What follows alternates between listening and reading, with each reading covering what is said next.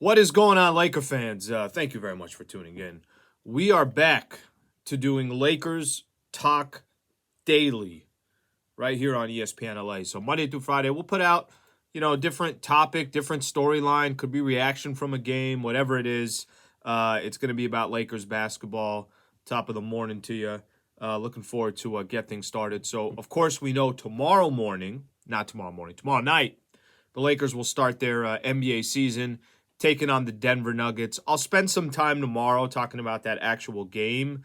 But Lakers, Nuggets will be getting their rings. They'll be throwing a banner up in the rafters, and the Lakers will have to just sit there and watch. And then next thing you know, 4 of the first 5 games for the Lakers are going to be really competitive. They got Denver, Phoenix, Sacramento, I think the Clippers, and the Orlando Magic. That's their first 5 games, so it's going to be very competitive. I wanted to do today's topic. By the way, for those who are not familiar with Lakers Talk Daily, you can catch it on YouTube. You can catch it on the app, the ESPN LA app.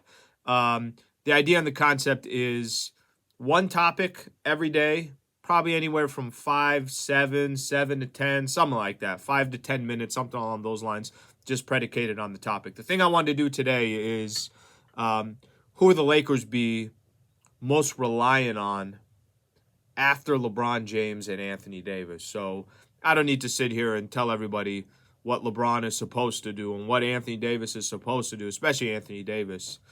But I think after that, you start looking at some of these players. I'm going to, kind of lay out really the 3 players that I'm referring to when having this conversation. I think we're going to look at Austin Reeves one way. I think we're going to look at D'Angelo Russell one way. And I think we're going to look at Rui Hachimura one way. And I know all 3 of those guys just got signed. Maybe you can make a case for some other players out there and say, well, Gabe Vincent just got signed as well. But I think Lakers, there's some depth at that point guard position. I think there's depth from a guard perspective. The 3 players that I'm talking about between D'Lo, Rui, and Austin Reeves, I want to spend a quick second on each one of these guys. Reeves, I thought, was one of the steals, literally one of the steals to the entire summer. And the fact that he got what he got, I don't have concern for Austin Reeves this upcoming year. I really don't. I think there were some numbers that Reeves in the playoffs, 17 points, 4.5 rebounds, 4.5 assists. It's Reeves. Reeves is only going to get better. The guy was part of FIBA World Championship and, representing USA. And there was a lot of good players on that team. Yeah, he was one of the better ones on that team that was closing out games.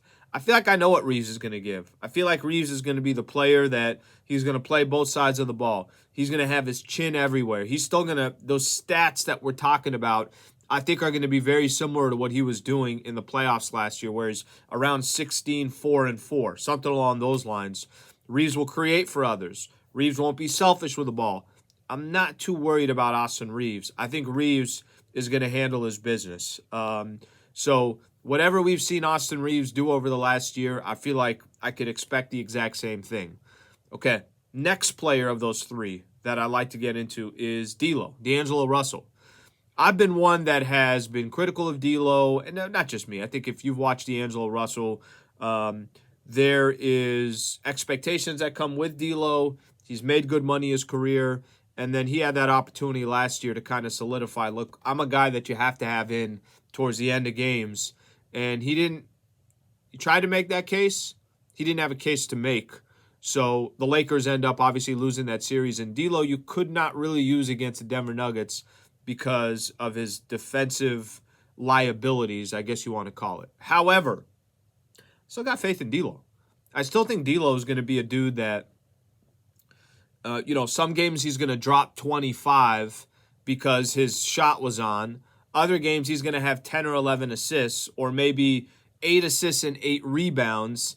And D'Lo, kind of led the Lakers on offense of just getting everyone in position and setting up AD the right way, setting up Austin Reeves the right way. Remember, contract too, it's not like D'Lo signed this big-time deal, this long-term deal or anything along those lines. It's not. It's just a 2-year deal. And the second year is a player option, so D'Lo's going to make a decision by the end of this year if he wants to stay with the Los Angeles Lakers. But I think overall with D'Lo, the thing that it's been clear, and Darvin Ham continues to talk about it, the most important thing for D'Angelo Russell is to make sure that he's not a defensive liability. I thought in preseason he showed a little bit of that. He showed that he can be He can be somebody that works hard, that deflects balls, that's just a better on-ball defender. And that's going to be the biggest thing with him. But I actually, in the regular season, I don't have too many issues with D'Angelo Russell. I think D'Lo's still going to put up his points. What is he? I think last year, 17 points and 6 assists since the Lakers traded for him. And then in the preseason games, I think he shot 57% from the field and 45% from the three-point line. So I think he's still going to be there. I think D'Lo's still going to get those numbers. I think the only question for D'Lo is, how's he going to be on the defensive side? Will he be a liability, or can he keep himself in these games because he is playing some defense? Okay, the player that I actually do have a little bit of concern of, because I think there's going to be much different expectations on him that he's not accustomed to. He just signed a good-sized contract, that 3-year, $51 million contract. The biggest hurdle for Rui Hachimura coming into this year is, can he be consistent for the Lakers? That's going to be the biggest question. Look, Rui in the playoffs, Rui got paid for what he did in the playoffs. So Rui averaged 12 points a game, just under 4 rebounds, shot 55% from the field, and shot 48% from the three-point line. In one of those games, he had a career-high 29 points against Memphis in that first round. I think it was actually game 1. He got paid. He's been hanging out with LeBron all summer. He's got the perfect NBA body to go make it happen. Now the question just is, does he make it happen on a consistent basis? Or are we all going to be sitting here after a game telling ourselves, where was Rui tonight?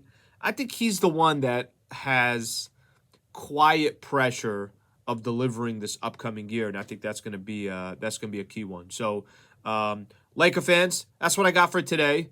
Really just kind of breaking down the roles of the 3 main role players for the Lakers. There's other key role players. Like I said, Gabe Vincent's going to be important. Christian Wood seems like he's going to have a role with the Lakers. Taurean Prince is going to be starting now. We'll see how long that goes. Is it just until Jared Vanderbilt gets healthy? So there's a lot of role players for the Lakers, but those are the 3 that got some paychecks in the offseason. And for me, Rui's the one that I think is the one I have most question marks about being able to deliver on a consistent basis. Okay, subscribe to the channel here on our ESPN LA YouTube. We'll be putting up content, obviously all year long. And I'll be back tomorrow breaking down the Lakers and the Denver Nuggets. Appreciate you guys being a part of the show. Thank you, Laker fans. Have a good rest of your day.